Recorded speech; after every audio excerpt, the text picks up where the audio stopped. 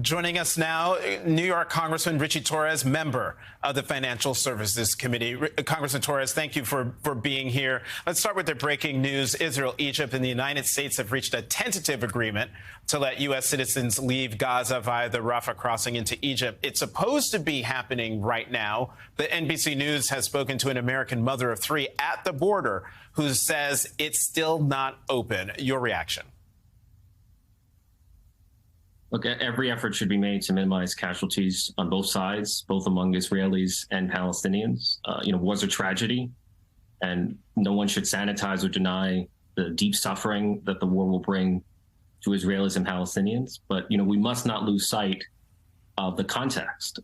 Israel did not start the war. The war was imposed upon Israel by the barbaric terrorism of Hamas. And so there's no doubt in my mind that Israel's committed to waging the defensive war in a manner that minimizes casualties, and the United States, Egypt, all the countries in the world should play their role in providing humanitarian assistance. And your thoughts on the imminent ground invasion in Gaza? Are you concerned about the fact that a lot of the hostages we know that some have been brought into Gaza? Are you concerned about their safety, given the density of Gaza? Look, I'm anxious because Israel is about to undertake the most complicated military operation in its history. There's a consensus or a near consensus that Israel has a right to defend itself. In order to defend itself, it needs to not only defeat, but entirely dismantle Hamas. And in order to dismantle Hamas, it has to launch a ground invasion. Launching a ground invasion in a densely populated urban center like Gaza, where Hamas often uses civilians as human shields, where Hamas hides military assets and civilian infrastructure, that's a nightmarishly complex situation that will likely lead to casualties, heavy casualties on both sides. And so this is going to be a painful situation. But Israel has concluded that if it allows Hamas to remain in power, it runs the risk of a much deadlier terrorist attack against its own people. And the purpose of a government is to protect its own people. So no one can begrudge Israel's right to defend itself. Mm-hmm. Congressman, as I mentioned in the intro, you are a member of the House Financial Services Committee. One of the reports that have come out about the Hamas's attack is that they've been able to raise money through cryptocurrency. Can you give us some insight into that? And why cryptocurrency made it possible for them to raise money, a terrorist organization?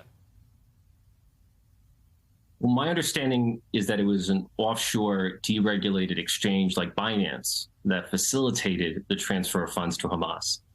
So those reports underscore the need for regulation.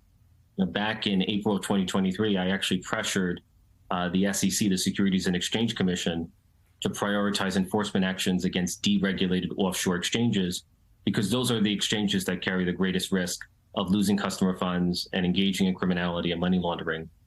And then in June, the SEC did take action against Binance, which I think has the Hamas accounts that you're describing. Mm-hmm. And Congressman, one more question for you. I mean, you are a member of the House of Representatives, one of the two chambers of Congress that doesn't have a Speaker of the House. And until Republicans agree on a House Speaker, Congress can't pass any aid to Israel. Where does the Republican conference go from here? Do you think, in the end, they are going to come to the Democratic caucus looking for votes for help? Look, I have often said that if the House of Representatives, if the Republican House were a country, it would be a failed state. Right? It has nothing but incompetence and extremism and dysfunction. You have a Republican civil war. You had a Republican coup d'etat. It is crystal clear that Republicans have no ability to govern on their own without cooperation and bipartisanship from Congress. So the savior is Hakeem Jeffries, and we invite Republicans to partner with Hakeem Jeffries to restore stability and order to the House of Representatives in this moment of need. In the last hour, Congressman Torres, we had Congresswoman Madeleine Dean on, and she had thoughts about the potential of Jim Jordan being the next Speaker of the House. As you can imagine, she is 100% against it. Do you have concerns about Congressman Jim Jordan being the next Speaker of the House? I mean, I'm horrified by the thought of Jim Jordan. I mean, he's a creature of the far right, although the Republican Party has moved so far right that it's not even clear Jim Jordan represents the far right of the Republican Party. But it's, the Republican Party is embarrassingly dysfunctional. It is at war with itself. It's incapable of governing in a moment of crisis. And we need real leaders like Hakeem Jeffries, who's going to bring calm leadership and stability to an institution that desperately needs it, and that's in a state of crisis.